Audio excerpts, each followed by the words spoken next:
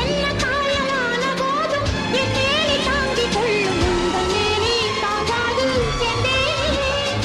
எந்தன் காதல் என்னவென்று சொல்லாமல் ஏங்க ஏங்க அழுகை வந்தது. எந்தன் சோகம் உன்னை தாக்கும் என்றெண்ணும் போது வந்த அழுகை நின்றது. மனிதர் உணர்ந்து கொள்ள இது மனித காதல் அல்ல, அதையும் தாண்டி புனிதமானது.